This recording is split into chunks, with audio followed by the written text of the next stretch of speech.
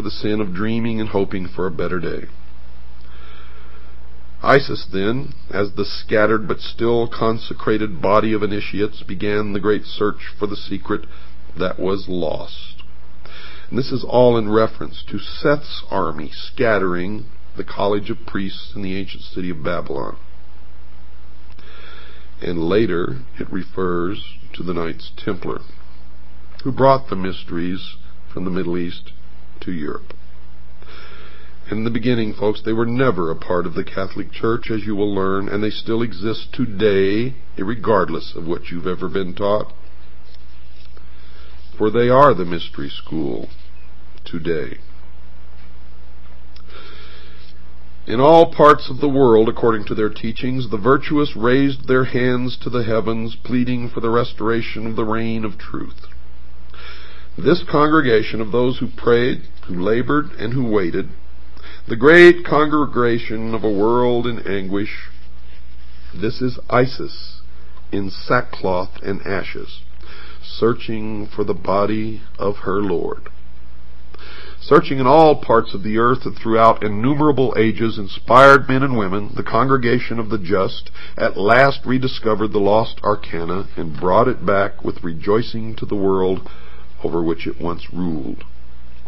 Isis by magic, for the initiated priests were all magicians, and they are magicians today, resurrected the dead god, and through union with him brought forth an order of priests under the collective title of Horus the Hawk, the all-seeing bird, whose eye is on the reverse of the great seal of the United States of America. These were the Hurge Shesta, or the companions of Horus, and the chief of these, called by Lewis Spence the chief of the mysteries par excellence, appears to have worn the dog-headed mask of Anubis. Anubis was the son of Osiris by Nephthys, the material world, therefore represents the divine man, or the mortal being, who rose to enlightenment. And those who rose to enlightenment were considered illumined. Collectively, they are known as the Illuminati. And all of you who have fallen for the scam that the Illuminati does not exist, they do. For the term Illuminati merely refers to the collective body of those who are illumined or enlightened, and they are the Illuminati. Ambition, however, personified by Typhon, knowing that temporal power must die if divine power in the form of truth be reestablished, put forth all its power again to scatter the doctrine, this time so thoroughly that it should never be rediscovered.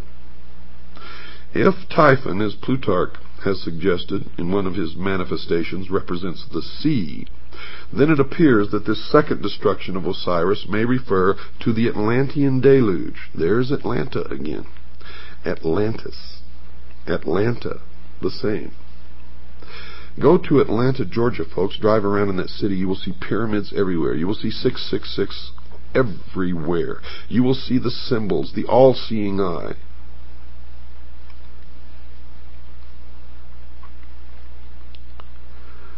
Osiris may refer to the Atlantean deluge, by which the doctrine was swallowed up or lost, and its fragments scattered among all of the existing civilizations of that time. And the story continues.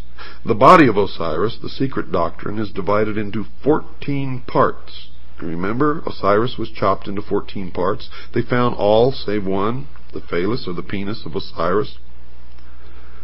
Well, the body of Osiris represents the secret doctrine.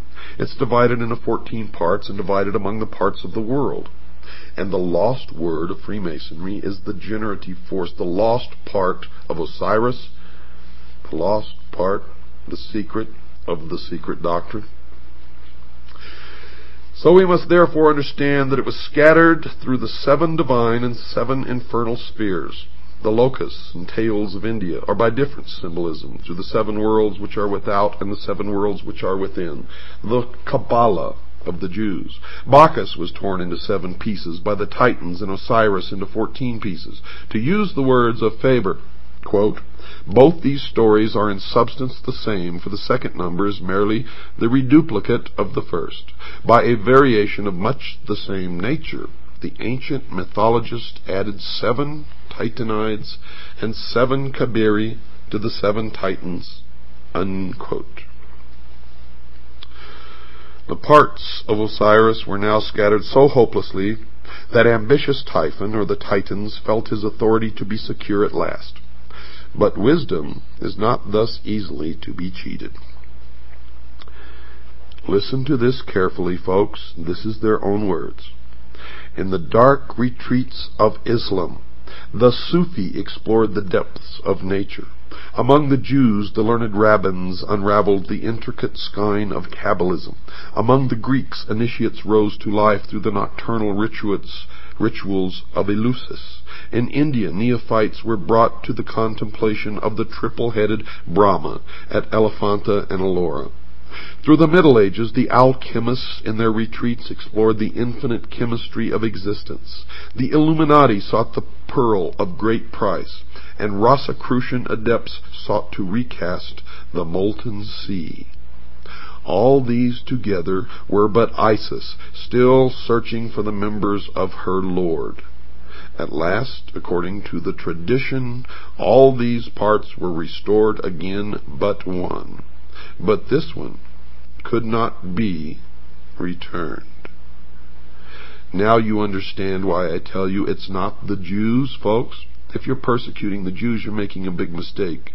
It is some of the Jews. It is some of the Catholics. It is some of the atheists. It is some of all of the people of all of the nations and races and religions of the world.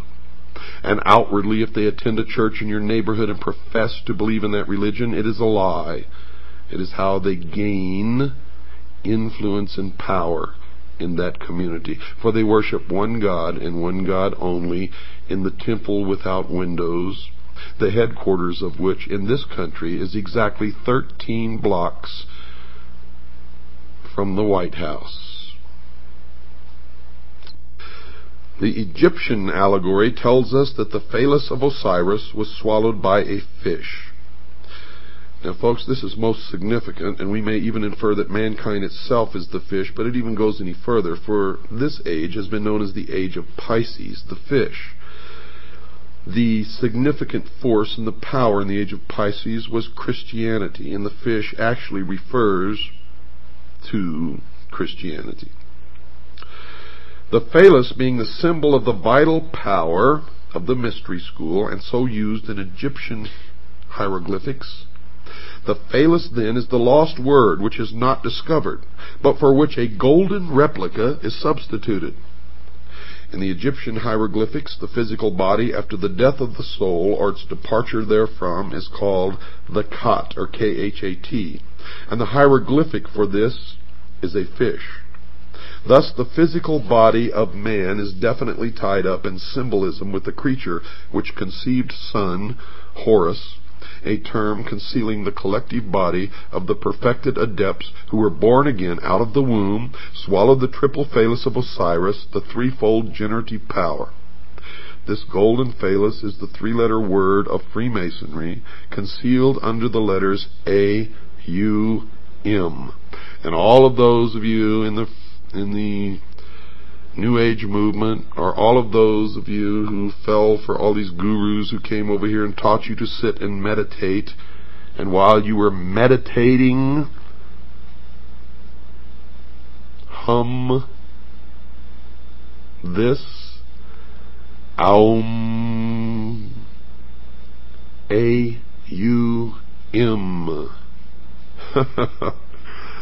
The golden phallus is the 3-lettered word of Freemasonry concealed under the letters A-U-M. How do you feel, sheeple? And why do you do these things?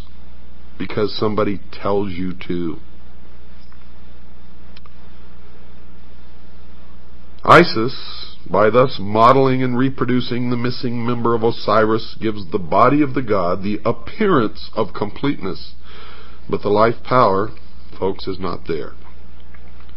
Isis, the priesthood, with their initiatory process, had accomplished all that could be accomplished by natural philosophy.